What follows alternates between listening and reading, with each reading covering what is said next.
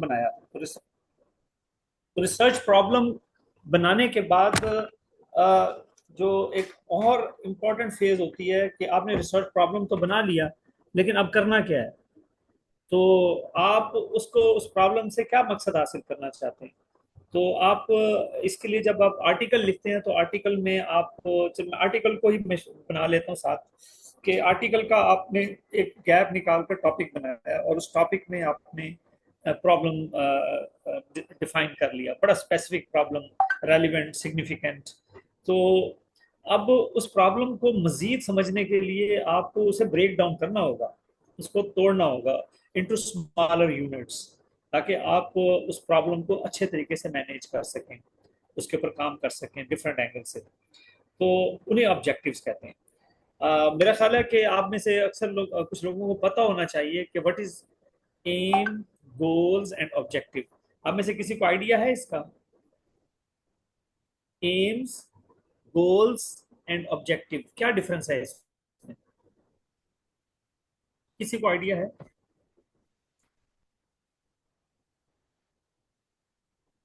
कि एम्स क्या होते हैं, गोल्स क्या होते हैं, ऑब्जेक्टिव्स क्या होते हैं? सर मेरे ख्याल में एम्स जो है ना वो एक रास्ता होता है, गोल्स वो हमें कैसे उस रास्ते में जाना है, और ऑब्जेक्टिव ये होता है कि उस रास्ते से हमें क्या मिलेगा। हाँ, किसी हद तक आपका तस्वुर ठीक है, बिल्कुल ठीक है औरंगजेब साहब। के एम्स होते हैं बहुत ब्रॉडर, एम ऑफ लाइफ जैसे होता है ना। तो जो एम्स होते हैं वो चेजेबल होते हैं लेकिन अचीवेबल नहीं होते। अगर आपका मकसद है एक अच्छी जिंदगी, हैप्पी लाइफ, तो ये आपका एम ऑफ लाइफ है। फिर आप सोचेंगे कि हैप्पी लाइफ को किस तरह से हासिल कर सकते हैं। तो आप कहेंगे कि मैं हैप्पी लाइफ को तालीम के ज़रिए से हासिल कर सकता हूँ, अच्छी तालीम लूँगा तो मैं अच्छी लाइफ की, हैप्पी लाइफ की तरफ चला जाऊँगा। तो तालीम आपका ऑब्जेक्टिव बन जाएगा, सॉरी गोल बन जाएगा। तो गोल लेके जाते हैं आपको एम्स की तरफ।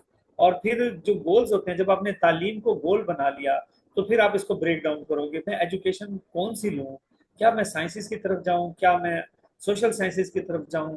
तो यहाँ आपका आपने फैसला करना है कि मैं साइंसेस की तरफ जाता हूँ। तो इसका, तो आपका जो एक जनरल ऑब्जेक्टिव अचीव हो गया कि एजुकेशन में सोशल साइंस की तरफ मैं जा रहा हूँ। तो फिर आपने जनरल जब साइंस की तरफ चले गए तो फिर आपके सामने बहुत सारे रास्ते आ गए कि साइंसेज में भी तो बहुत सारे रास्ते हैं। तो आपने कहा, सोचा कि मेरी डोमेन जो है वो फिजिक्स है, मैं फिजिक्स में आगे जाना चाहता हूँ। तो आपने अब अपने ऑब्जेक्टिव को जनरल से, साइंसेज से फिजिक्स में जब लाए तो वो स्पेसिफिक कर दिया आपने। तो जब वो स्पेसिफिक हो गया तो फिजिक्स के हवाले से फिर आपका ऑब्जेक्टिव तय हो गया कि फिजिक्स में मैंने अपनी एजुकेशन को आगे लेके जाना है। और फिजिक्स फिर इसके लिए मिशन स्टेटमेंट होगी कि मैं फिजिक्स में कैसे लेके जाऊंगा आगे। तो ये आपने उसका ऑपरेशनल साइड आ गई, मिशन स्टेटमेंट।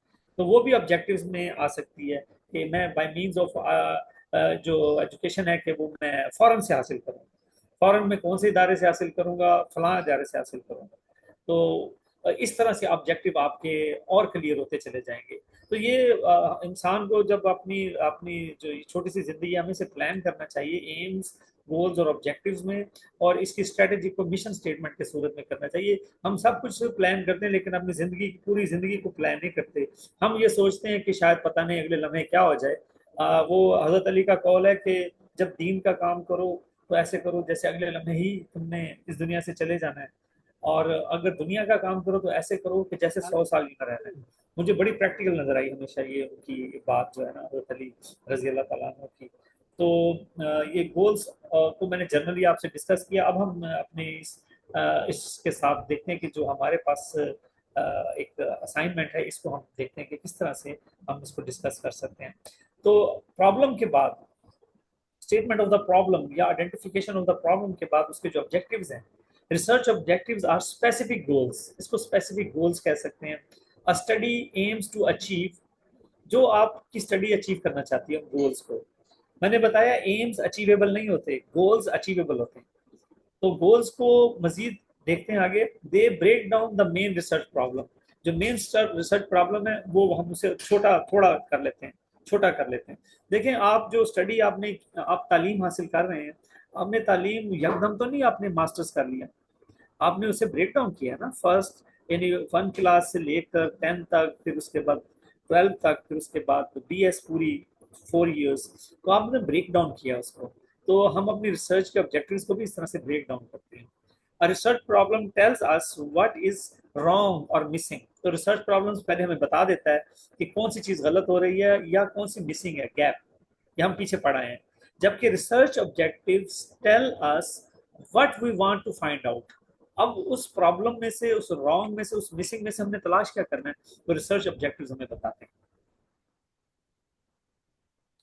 तो रिसर्च ऑब्जेक्टिव्स जब हम तय करते हैं तो उसकी जो खूबियां हैं उसमें से ये है कि सबसे पहले क्लैरिटी आपको मिलती है। Provide clarity and focus for the study, दो चीजें। अब क्लैरिटी चाहिए, रिसर्च का काम ही क्लैरिटी लेना होता है। इतनी ज्यादा अनसर्टेनिटी से, इम्बिग्विटी से, इबहम से आप एक सर्टेनिटी की तरफ जाते हैं। और ये जो ऑब्जेक्टिव्स हैं, फिर बाद में जब आप रिसर्च डिजाइन बनाएंगे कि किस तरह से हमने पूरी स्टडी को लेकर चलना है, उसे रिसर्च डिजाइन कहते हैं, तो उसके लिए भी काम आएंगे। फिर जब आप डाटा कलेक्शन करेंगे तो उन्हीं ऑब्जेक्टिव की रोशनी में करेंगे। और फिर जब आगे जाके जो डाटा मिल जाएगा उस डाटा से एक मीनिंगफुल कंक्लूजन निकालेंगे, फाइंडिंग्स और रिकमेंडेशन निकालेंगे, तब भी आपको ये फायदा देगा, यानी एनालिसिस में।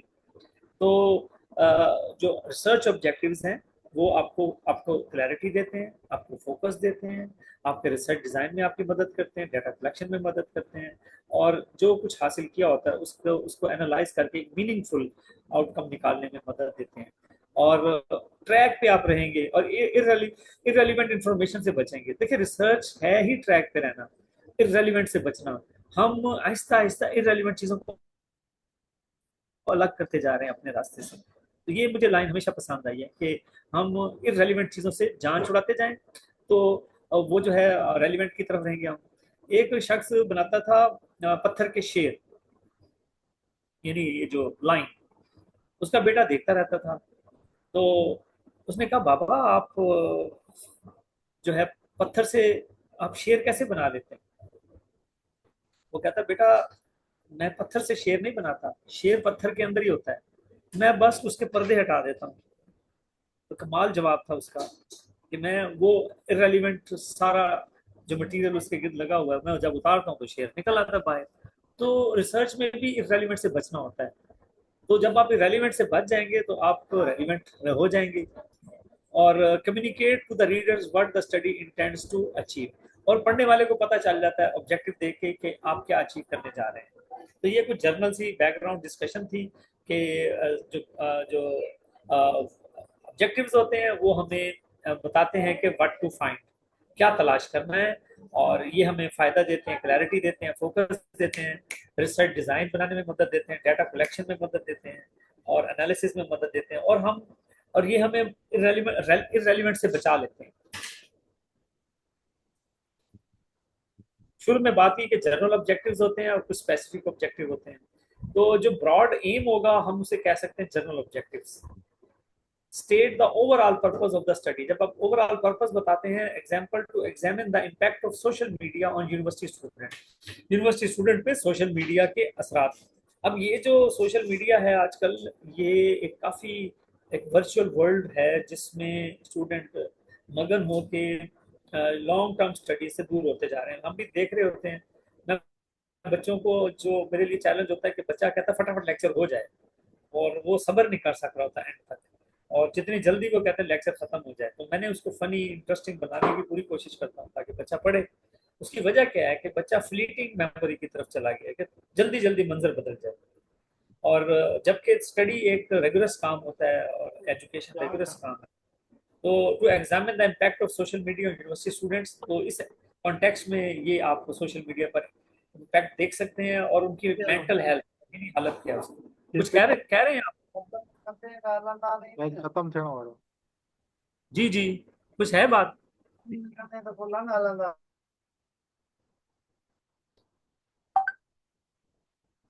जी नहीं सर, कुछ नहीं है, कैरी ऑन सर प्लीज। हाँ जी, हाँ जी, सिर्फ 2 स्लाइड्स रह गई हैं। मैं बस कैरी ऑफ करूंगा इंशाल्लाह। तो 2 स्लाइड्स बस, 2 टॉपिक हैं जो कि मैं चाह रहा हूँ कि हम 15 दिन में सारा कुछ देख लें। और आप ज़रा साथ जुड़े रहिए, इंशाल्लाह ताला आपको बहुत फायदा मिलेगा। और मैं कोशिश करूंगा कि आपके जहन में एक होलिस्टिक अप्रोच बन जाए, क्योंकि पूरे प्रोसेस आपके जहन में नक्श हो जाएगा तो आपकी रिसर्च के लिए आसानी बहुत हो जाएगी हमेशा के लिए, ये नहीं कि सिर्फ इस टाइम फ्रेम के लिए।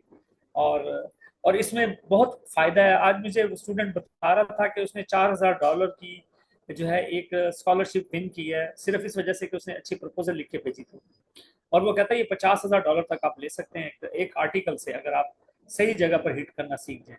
तो मैं उस बच्चे का इंटरव्यू आज मैं करता रह गया पर। तो आप देखें इसका फायदा क्या है। जनरल ऑब्जेक्टिव्स, पहले तो आप ब्रॉड एम के मैंने इम्पैक्ट देखना है सोशल मीडिया का यूनिवर्सिटी स्टूडेंट्स पे और उनकी जहनी हालत पे, जहनी सेहत पे। तो फिर अब जब आपने पर्पज एक जनरल बना लिया तो उसको ऑब्जेक्टिव्स कैसे बनाने हैं, तो आपने इसको ब्रेक डाउन करना है स्मॉलर में। मसलन सबसे पहले आप इसे ब्रेक करेंगे to identify most common social media platforms. तो आप कहेंगे कि मैंने इसमें वो देखना है कि वो कौन से सोशल मीडिया प्लेटफॉर्म्स हैं जो ज्यादा स्टूडेंट यूज करते हैं, यूनिवर्सिटी स्टूडेंट्स। तो वो कौन से हो सकते हैं? स्टूडेंट ज्यादातर टिकटॉक यूज कर रहे हैं, स्टूडेंट ज्यादातर इंस्टाग्राम और एक्स भी यूज कर रहे हैं। एक्स मैंने कम ही देखा स्टूडेंट्स को यूज करते हुए, तो जिसमें एंटरटेनमेंट ज्यादा, वो वाले ज्यादा यूज करते हैं। तो एक तो ये समझ आ गई कि जो सोशल मीडिया का ऊपर मैंने जिक्र किया, पहले मैंने इसको समझना कि सोशल मीडिया में मैंने वो कौन से सोशल मीडिया प्लेटफॉर्म्स हैं जो ज्यादा यूज होते हैं। दूसरा है to measure the relationship between time spent on social media and stress level. Mental health का ताल्लुक स्ट्रेस से होता है, तो हमने देखना ये है कि ये जो प्लेटफॉर्म्स हैं इन पर कितना टाइम लगाता है, जैसे स्क्रीन टाइम कहते हैं आप, और उस टाइम का असर स्ट्रेस लेवल पे क्या होता है। और आजकल बच्चे कहते हैं हम स्ट्रेस में हैं, ग्रेट स्ट्रेस में हैं। To analyse whether social media usage affect student academic performance. और जब ये स्ट्रेस में स्टूडेंट आ जाएगा तो हमने उसकी मेंटल हेल्थ को देखना है, तो उसकी एकेडमिक परफॉर्मेंस से पता चल जाएगा कि एकेडमिक परफॉर्मेंस उसकी अच्छी है तो इसका मतलब मेंटल हेल्थ ठीक है, अगर उसकी एकेडमिक परफॉर्मेंस अच्छी नहीं है तो उसका मेंटल हेल्थ ठीक नहीं है। तो हमने इस जनरल ऑब्जेक्टिव को 3 छोटे ऑब्जेक्टिव्स में ब्रेकअप करके अपनी रिसर्च की बुनियाद रख दी ऑब्जेक्टिव्स के साथ। तो इस तरह से हम स्मॉलर यूनिट्स में ऑब्जेक्टिव्स को लेके जाते हैं। तो रिसर्च ऑब्जेक्टिव के लिए हमेशा याद रखें स्मार्ट का असूल। स्मार्ट से मुराद ये है कि एस से मुराद है स्पेसिफिक हो, clear and well defined. Aim से मुराद है कि ऐसा ऑब्जेक्टिव जो मेजरेबल हो, जिसको आप मेजर कर सकें, जिसके ऊपर जो क्वांटिफाई किया जा सके, या जिसके ऊपर क्वालिटेटिव एनालिसिस भी किया जा सके। अचीवेबल, और वो इतना रियलिस्टिक हो कि उसको आप अचीव कर सकें, आपके पास रिसोर्सेज कितने हैं, टाइम कितना है। रेलिवेंट, और वो रिसर्च प्रॉब्लम से आपके ऑब्जेक्टिव रेलिवेंट हो। आर से मुराद टाइम बाउंड, और जो रिसर्च होती है ये टाइम बाउंड होती है, ये ओपन एंडेड नहीं होती। अगर आपने आर्टिकल लिखना है तो उसके लिए आपको 3 महीने चाहिए, आपने रिसर्च थीसिस लिखना है एमफिल का तो आपको 1 साल चाहिए, आपने पीएचडी का लिखना है तो 3 साल चाहिए, क्योंकि वर्ड काउंट ज्यादा होता जाएगा और उसकी जो क्राइटेरिया वो भी ज्यादा होता जाएगा। तो आखिर में मैं कहूँगा कि ये रिसर्च प्रॉब्लम मैंने एग्जांपल दी है, ये एग्जांपल आप एक दफा देख लीजिएगा। जिस तरह से मैंने वो आपको ये एग्जांपल दी है, इस तरह से ये वाली तो इस तरह से आपके पास ये 2 एग्जांपल्स और हैं, ये आप देख लेंगे। ठीक है, और वर्कशीट पर भी आपको ये एग्जांपल मिल जाएंगी। मैं इसकी रिवीजन कर देता हूँ सिर्फ। रिसर्च ऑब्जेक्टिव वो ऑब्जेक्टिव होता है, वो स्पेसिफिक गोल्स होते हैं जो जिसके जरिए जिनको हम हासिल करना चाहते हैं, और ये मेन रिसर्च प्रॉब्लम को इस तरह से ब्रेक डाउन करते हैं कि इनको मैनेज किया जा सकता है। इसमें जैसे रिसर्च प्रॉब्लम हमें बताती है कि व्हाट इज रॉन्ग, तो रिसर्च ऑब्जेक्टिव्स बताते हैं व्हाट टू फाइंड आउट, तो हमने फाइंड आउट क्या करना है। ये रिसर्च प्रॉब्लम रिसर्च ऑब्जेक्टिव्स हमें क्लैरिटी देते हैं, फोकस देते हैं अपनी स्टडी पे, हमें अपना रिसर्च डिजाइन बनाने में मदद देते हैं, डाटा कलेक्शन करने में मदद देते हैं, एनालिसिस करने में मदद देते हैं, और सबसे बड़ी बात यह है कि ये हमें इररेलेवेंट इंफॉर्मेशन से बचा देते हैं। और ये 2 किस्म के होते हैं टाइप्स में। जनरल ऑब्जेक्टिव्स, ये purpose, overall purpose of the study होता है, और उसको हम फिर स्पेसिफिक ऑब्जेक्टिव्स में जब ब्रेक डाउन करते हैं तो वो एग्जैक्ट हमारे सामने ऑब्जेक्टिव्स आ जाते हैं। एक बात बताना भूल गया, ऑब्जेक्टिव को हमेशा आपने टू से शुरू करना है। To identify, to measure, to analyse, to evaluate, to examine. तो आप बहुत सारे एक रेंज ऑफ वर्ड्स होती है, वो आप एक दफा याद कर लें तो आप उसको बनाने में आसानी होती है। तो ये टू से शुरू होते हैं, और ये जो है स्मार्ट के असूल पर बनाए जाने चाहिए, स्पेसिफिक, मेजरेबल, अचीवेबल, रेलिवेंट और टाइम बाउंड। तो ये आपके सामने आज का सेशन हमारा कंप्लीट हुआ। तो कोई सवाल है तो मुझे आपके सवाल के लिए हाजिर हूँ, और मैं ये इस दोनों की वर्कशीट आपको शेयर कर दूंगा। और आप जो है वो मुझे जो पहले वाला जो काम दिया उसकी भी आप शेयर कीजिए, मैं ताकि अंदाजा हो कि आप किस तरह से काम कर रहे हैं। Thank you, over to you. Sir मेरी आवाज आ रही है? जी जी, आ रही है। सर सर काइंडली मुझे थोड़ा सा एक रिलेशन बता दीजिएगा रिसर्च ऑब्जेक्टिव और रिसर्च क्वेश्चन में। जब भी हम कोई रिसर्च करते हैं तो उसमें हम first we have to set the objective और उसमें से क्वेश्चन लेते हैं, बिकॉज नॉर्मली ये बड़ी एक डिबेटेबल रहता है हमेशा कि जितने आपने ऑब्जेक्टिव सेट किए उन्हीं को आप चेंज कर लें क्वेश्चंस के अंदर, या वाइस वर्सा। तो इसका इनका आपस में जो रिलेशन है सर उसको काइंडली थोड़ा सा एलेबोरेट कर।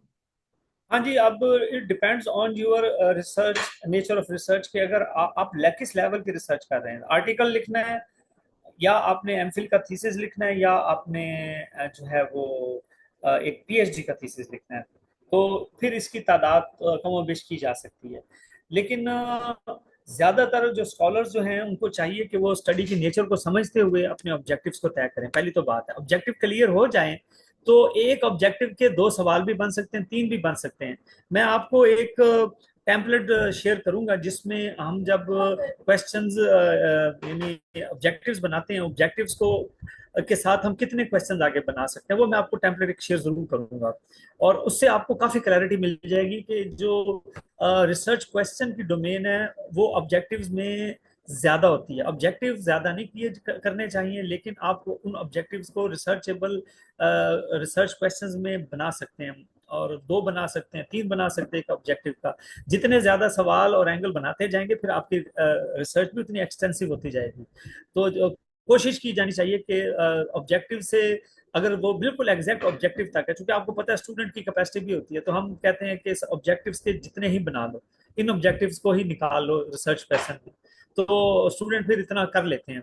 तो मैं 5 ऑब्जेक्टिव्स देता हूँ ज्यादा से ज्यादा एमफिल में किसी भी टॉपिक को, ताकि मैनेज किया जा सके उसको, और पीएचडी में ज्यादा किए जा सकते हैं। तो रिसर्च क्वेश्चन ज्यादा हो सकते हैं और ज्यादा करने भी चाहिए, ताकि आप अच्छे उसको वो करें आप, यानी एक्सटेंसिव रिसर्च आपकी हो, लेकिन इतनी भी ना करें कि आपसे मैनेज ना हो, आपसे हैंडल भी ना हो। जी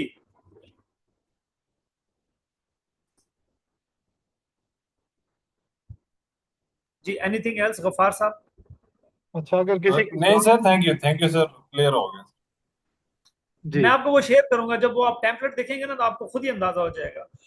और ये आप पर है कि आप कितने ज्यादा रिसर्च क्वेश्चन ऑब्जेक्टिव से निकालते हैं। बस ये मेरी जो बेसिक जो फ्रेमवर्क था वो मैंने आपको बता दिया। इसको ज्यादा ना करें तो अच्छा होता है, और रिसर्च के मुताबिक ही करें कि जिस लेवल की रिसर्च है उस लेवल के मुताबिक। जी ठीक हो गया sir. Anybody else?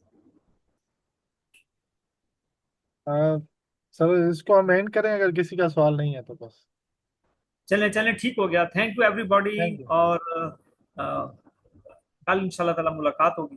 Thank you sir. Thank you very much. Take care. अल्लाह हाफिज।